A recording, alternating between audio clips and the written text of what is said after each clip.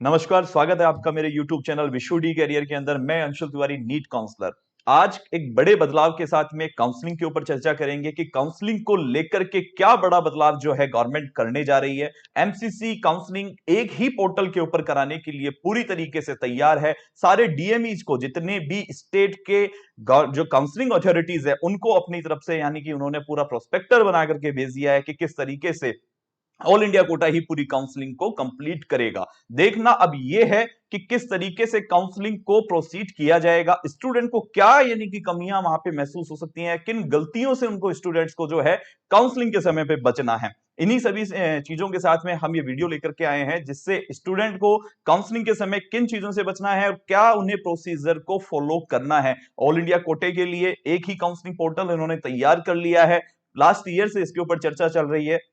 लेकिन फाइनली इस साल जो है ये इसी के ऊपर लगे हुए हैं कि एक ही तरफ से इसमें काउंसलिंग को करवाया जाए। तो प्राइवेट कॉलेज के लिए किस तरीके से मिलेगा, आइए इसको समझते हैं अपन।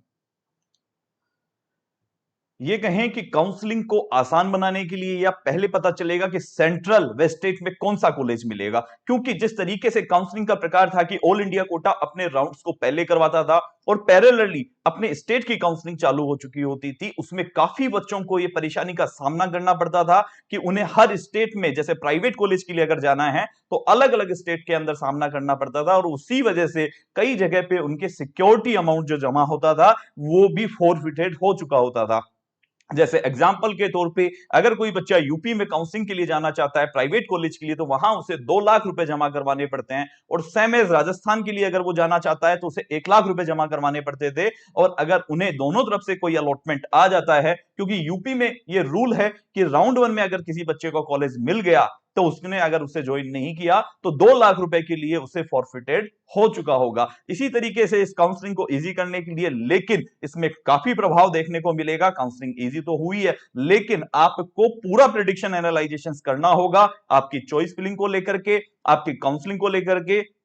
क्योंकि जब आप इसमें, अगर उन बच्चों को भी इसमें नुकसान होगा जिनके पास 2 स्टेट के डोमिसाइल थे, जैसे कि यूपी का लेकर के कुछ बच्चे थे, किनके के पास राजस्थान का था या किसी के पास एमपी का था, अब ऐसे के अंदर केवल एक ही डोमिसाइल के साथ में वो अपनी काउंसलिंग को आगे कर सकते हैं। प्राइवेट कॉलेजों के लिए अभी तक ये कोई निश्चित नहीं हो पाया है कि प्राइवेट कॉलेजों की काउंसलिंग भी क्या ऑल इंडिया कोटा ही इसको करवाएगा या स्टेट कोटा इस काउंसलिंग को कंटिन्यू करेगा। लेकिन गवर्नमेंट कॉलेजों की सीटों पे या मैनेजमेंट कोटे की सीटों के ऊपर ऑल इंडिया कोटा इसमें काउंसलिंग करवाएगा। वहीं पे आप जिस तरीके से अभी आईपीयू कोटे के लिए ऑल इंडिया कोटा अपनी काउंसलिंग करवाता है 3 कॉलेजों को लेकर के, कि वहीं पे भरवा लिया जाता है कि आप कौन से स्टेट से हैं, तो उन स्टूडेंट के लिए 85% सीटों को ओपन कर दिया जाएगा। जैसे एग्जाम्पल के तौर पे अगर कोई राजस्थान का बच्चा है, राजस्थान की काउंसलिंग के साथ में वो अपने 85% कोटे को भी अवेलेबल करना चाहता है, ऑल इंडिया कोटे में उसको अपने स्टेट के अंदर ऑल इंडिया अपने राजस्थान स्टेट चूज करना पड़ेगा, जिससे उसके पास में 100% सीटें जो हैं 15% ऑल इंडिया कोटे के थ्रू और 85% सीटें स्टेट कोटे के थ्रू उनको काउंसलिंग के अंदर पार्टिसिपेट मिलेगा। इससे यह होगा कि आपको अपनी रैंकिंग के अकॉर्डिंग कहां अच्छा कॉलेज मिल रहा है, स्टेट में या ऑल इंडिया कोटे में,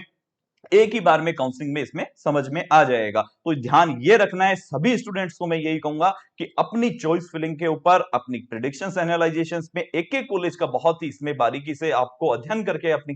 चॉइस फिलिंग करनी पड़ेगी। क्योंकि राउंड अगर कट रहे हैं तो ये मान के चलिए कि ये नियम भी स्टिक इसके साथ में ये करते रहेंगे, जिसकी वजह से अगर आपने आपने कॉलेज को गलत यानी कि चूज कर लिया और वो कॉलेज आपको अलॉट हो गया, तो आप काउंसलिंग से बाहर हो जाएंगे, आपको उसी कॉलेज को ज्वाइन करना पड़ेगा। अगर आप हमारी काउंसलिंग के लिए संपर्क करना चाहते हैं, अगर आपने हमारे चैनल को सब्सक्राइब नहीं किया है अभी तक लेटेस्ट न्यूज के लिए, तो आप हमारे चैनल को सब्सक्राइब कर लें। आपको काउंसलिंग के लिए संपर्क करना है तो हमारी टीम आपके लिए इसके अंदर है। आप हमारे डिस्क्रिप्शंस में हमारे नंबर दिए हुए हैं, हमारा टेलीग्राम चैनल भी दिया हुआ है, आप हमारी फ्री काउंसलिंग टेलीग्राम चैनल के थ्रू भी ज्वाइन कर सकते हैं। धन्यवाद।